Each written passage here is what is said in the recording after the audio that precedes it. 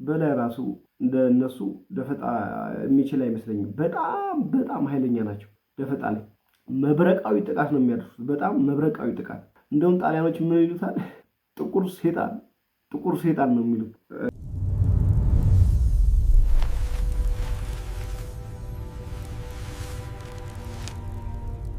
ሰላም እንዴት ናችሁ? እንኳን ወደ ቻናላችን በሰላም መጣችሁ። ቻናሉን ሰብስክራይብ በማድረግ ጀምሩ። መልካም ቆይታ። ዛሬ በዋናነት የምናወራው ስለ ደጃዝማች ፀሐዩ እንቁ ስላሴ ነው። በጎጃም ታሪክ ውስጥ ብሎም በኢትዮጵያ ታሪክ ቀዳሚውን ድርሻ ይይዛል። ይህ ሰው ማን ነው?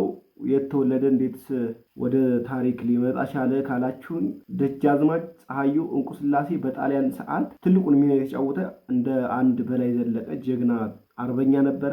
ይህ አርበኛ እንግዲህ ትውልዱ የት ነው፣ እንዴት ሳደገ የሚለውን በዝርዝር ልንገራችሁ። ደጃዝማች እንቁ ስላሴ የተወለዱት ደብረ ማርቆስ ነው፣ መርጦ ለማርያም አካባቢ ማለት ነው። በ1890ዎቹ አካባቢ ነው የተወለዱት። ያደጉት በቤተ ክህነት ትምህርትና በባህላዊ የጎጃም ጨዋነትና ጀግንነት ስርዓት ውስጥ ነው ያደጉት። ገና በወጣትነታቸው በቤተ መንግስት ስርዓትና በጦር ጥበብ የሰለጠኑ ነበሩ።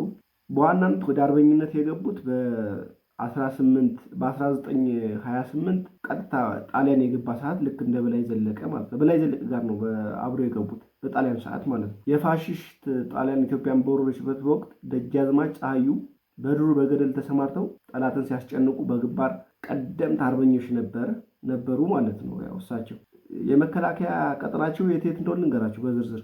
ሞጣን፣ ቢቸናን፣ አባይ ሸለቆን፣ በናይል አባይ ሸለቆ ጣሊያን መውጫ መግቢያ ያሳጡ ጀግና ናቸው እነዚህ እሳቸው። ደጃዝማች ፀሐዬ እንቁ ስላሴ ጣሊያንን መውጫ መግቢያ ያሳጡ ጀግና ናቸው። በደፈጣ ውጊያ የሚተካከላቸው የለም።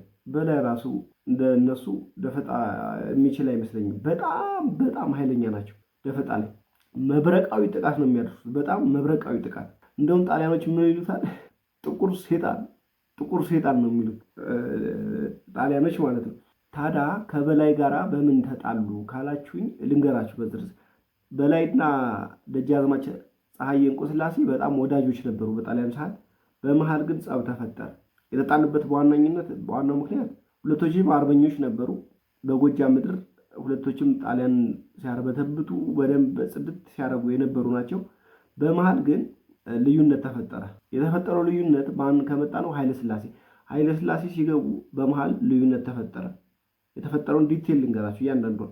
ጣሊያን ወጥቶ ንጉሱ ቀዳማዊ አፄ ኃይለ ስላሴ ወደ ኢትዮጵያ ሲመለሱ በአርበኞች መካከል የስልጣንና የክብር ሽኩቻ ተጀመረ ማለት ነው። እዛ በላይና ደጃዝማች እንቁ ስላሴ ሽኩቻ ጀመሩ በስልጣን ማለት ነው። ተጣሉ ማለት ነው። በላይ ዘለቀ በጎጃም ሕዝብ ታውቁታላችሁ። በጣም የተከበረ የተወደደ ጀግና ነው። ንጉስ ደጃዝማች ማዕረግ ቢሰጡትም እሱ ግን የጎጃም ገዥ መሆን አለብኝ። ለበላይ ዘለቀ ንጉሱ ታውቃላችሁ ደጃዝማችነት ማዕረግ ሰጥቷቸዋል። በላይ ግን እሱን አልተቀበለም ነበረ። ምክንያቱም 5 ዓመት ምድሪቱን ጠብቆ ያቆየ ጀግና እንዴት ነው አሁን ደጃዝማችነት ብቻ ተሰጥቶኝ ጎጃምን ሌላ ሰው የሚገዛው ነበረ በላይ ጸቡ። ያኔ ፀሐዬ እንቁ ስላሴ ደጃዝማች ፀሐዬ እንቁ ስላሴ ምን አሰበ? ስልጣኔን ሊቀማብኝ ነው። ስለዚህ እኔም ይገባኛል፣ ስልጣኑ ለእኔ ነው እንጂ ለእሱ አይገባውም። ያኔ ደጃዝማች ፀሐዬ በንጉሱ ዘንድ በጣም የተወደዱና የሚታመኑ ነበሩ ማለት ነው። እችን አጋጣሚ ተጠቅሞ ስልጣን መያዝ ፈለገ ማለት ነው። አፄ ኃይለ ስላሴ ግን በላይ ዘለቀን አሁን ድጋሜ ሊያምፁብኝ ይችላሉ፣ ስለዚህ አላምናቸውም። ስለዚህ ለእነሱ ለበላይ ዘለቀ ስልጣን ቢሰጥ ነገዙ የኔ ስልጣን ይቀማኛል ብሎ አሰበና ማንን ወደ ስልጣን አመጣው? ደጃዝማች እንቁ ስላሴ ወደ ስልጣን አመጣው ማለት ነው። ስለዚህ ለሱ ታማኝ የሆነን አገልጋይ መሾም ነበረበት። ለሱ ታማኝ ደግሞ ማን ነው? ያው በላይና እሱን አጣላቸውና ቀጥታ ካጣላቸው በኋላ ምን አረገ? ደጃዝማች እንቁ ስላሴ የጎጃም ጠቅላይ ግዛት መሪ አድርጎ ሾሙ። አያችሁ ሴራቸውን። በመሃል በላይ ዘለቀ እንዴት እኔ ያለው ዋናው አስተዳዳሪ እኔ እንዴት እሱን ትሾማለህ ብሎ ኃይለ ስላሴ ጋር ጸብ ተፈጠረ ማለት ነው። እንግዲህ አፄ ኃይለ ስላሴ ለደጃዝማች እንቁ ስላሴ ስልጣን የሰጠበት ዋነኛው ምክንያት ጎጃምን ለማድከም ነበር ማለት ነው። ጎጃም ጋር የነበረውን ኃይል ለማጥፋት ነበረ። ያው ተሳካለት።